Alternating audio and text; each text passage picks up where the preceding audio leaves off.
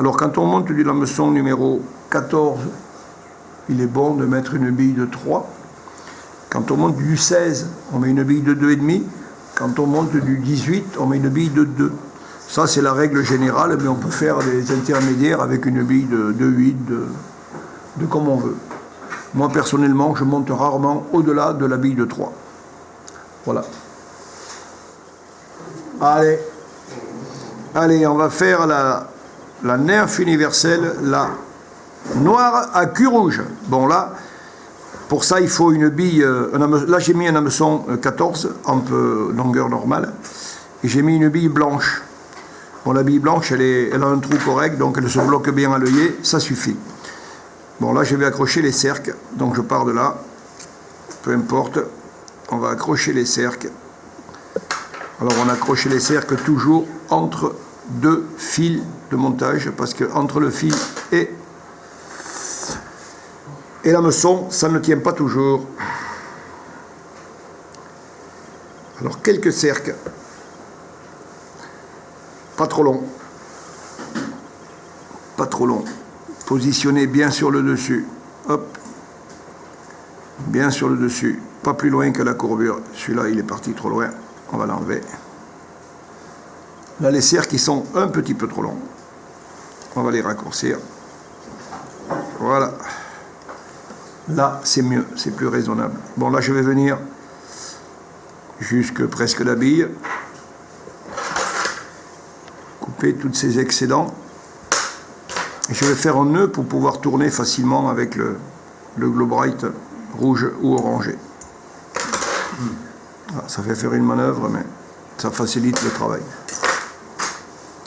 Après, je pars avec le Globrite. Ça, c'est du Globrite numéro je sais pas quoi, 6. C'est de l'orangé. Le Globrite, c'est de la flosse en fait, mais qui est extrêmement fine. La flosse d'habitude, elle est beaucoup plus épaisse. Ça, c'est très fin. On peut faire des montages plus délicats. Voilà, donc on vient jusqu'à la courbure. On va couvrir tout le fil de montage. On ne va pas aller trop loin, sinon les cercles vont partir en arrière, vers en bas. Et là, on revient à spire bien jointive, bien serrée, bien tendue. Bien tendue, bien tendue. Et là, on va revenir jusqu'à la bille et là on va l'attacher, on va faire un nœud encore une fois et on va couper. On reprend le fil de montage. Alors normalement il est noir, moi j'ai du marron foncé mais ça fait pareil un peu, donc il faut accrocher un fil de cuivre. Alors le fil de cuivre, moi j'essaie de mettre toujours le fil de cuivre de la couleur de la bille, pour une question d'harmonie de couleur. Je trouve que c'est plus joli, peut-être ça ne me prend qu'à moi, mais ça n'a pas une grande importance je crois pour les poissons, mais ça fait rien. Il faut que la mouche attrape le pêcheur avant d'attraper le poisson, ça tout le monde le sait. Alors, on va laisser le cul rouge dépasser de les 2 mm, et là on va venir noircir tout ce corps sans le grossir forcément en épaisseur. Donc voilà. Moi c'est marron foncé, hein. Normalement c'est du noir, mais ça fait pareil. J'aime beaucoup le marron foncé, moi. Voilà. Donc on revient jusque là, et là on spire à peu près jointive pour éviter les ressauts. Voilà.